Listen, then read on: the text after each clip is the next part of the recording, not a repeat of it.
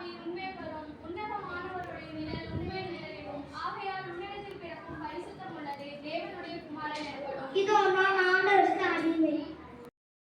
ஒரு கன்னி பெண், அவள் எப்படி கர்ப்பவதி ஆனாள்?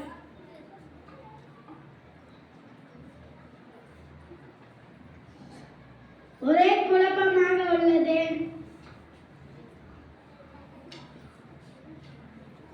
அவளை ரகசியமாக தள்ளிவிடுவது நல்லது. யோசேப்பே, பயப்படாதே. உன் மனைவியாகிய மரியாதை சேர்த்துக் கொள்ள ஐயப்படாதே. அவளிடத்தில் உற்பத்தியாய் இருப்பது பரிசுத்த ஆவியினால் ஆனது. இதோ ஒரு கன்னிகை கர்ப்பவதியாகி ஒரு குமாரனை பெறுவாள். அவளுக்கு இயேசு என்று பெயரிடுவாயாக. ஏனெனில் அவர் தமது ஜனங்களின் பாவங்களை போக்கி அவர்களை ரட்சிப்பார். மரியாளும் யோசேப்பும் பெத்லகேம் என்ற ஊருக்கு சென்றனர். அவனுக்கு பிரசவ காலம் நேரிட்டது. தங்கையிடம் தேடி அலைந்தனர். மாட்டுத் தொழுவத்தில் இடம் கிடைத்தது.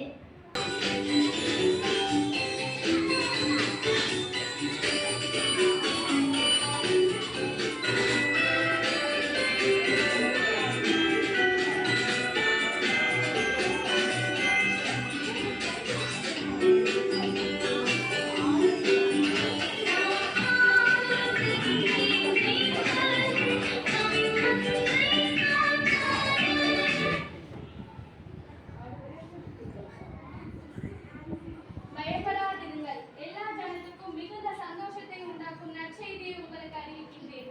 இன்று கர்த்தராகிய கிறிஸ்து என்னும் இரட்சகர் உங்களுக்கு தாவீதின் ஊரிலே பிறந்திருக்கிறார். பிள்ளையை துணிகளை சுற்றி முன்னணியில் கிடைத்திருப்ப காண்பீர்கள். இதுவே உங்களுக்கு அடையாளம்.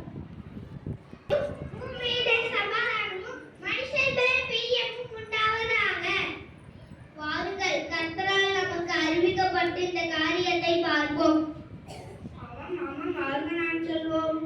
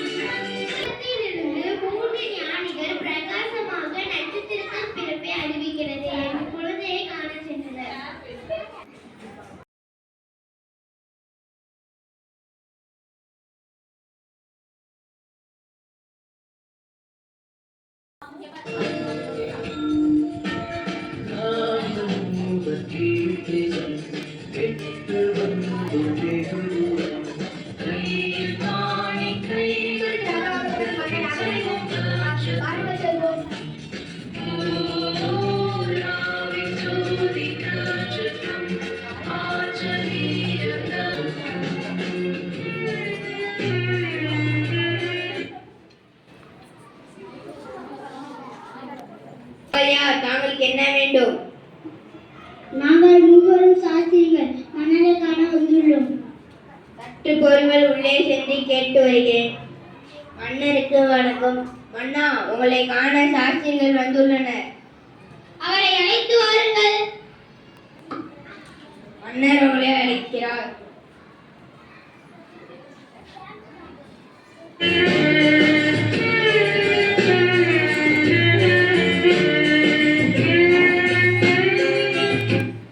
மன்னருக்கு வணக்கம்.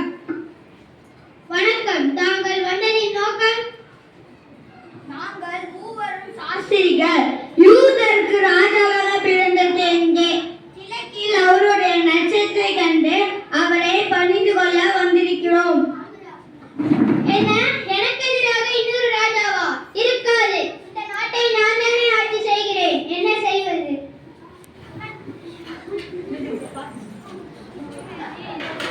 நடக்க வேண்டாம். நம் நாட்டின் ஒருவர் உள்ளார். அவரை அழைத்து வந்தால் குழப்பம் செய்யும். அப்படியா? அவரை அழைத்து வாருங்கள். அப்படியா ஆகட்டும். யார் அங்கே? உடனே சென்று வேத பண்ணரை அழைத்து வாருங்கள். அப்படியே ஆகட்டும்.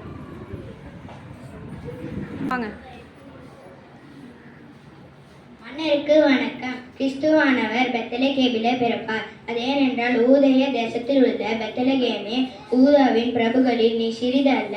என் ஜனமாகிய இஸ்ரவேலை ஆளும் பிரபு உன்னிடத்திலிருந்து புறப்படுவார் என்று தீர்க்கதரிசனம் எழுதப்படுகிறது. மன்னா, நன்றி மன்னா.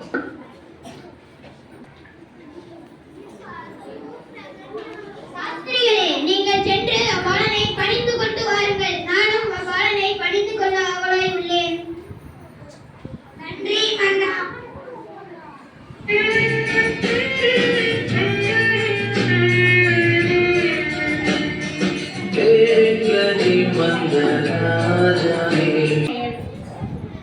சாஸ்திரிகள் நம்மை வஞ்சித்து விட்டார். எனவே ஊரில் உள்ள 2 வயதுக்குட்பட்ட அனைத்து ஆண் குழந்தைகளையும் கொன்று விடுங்கள்.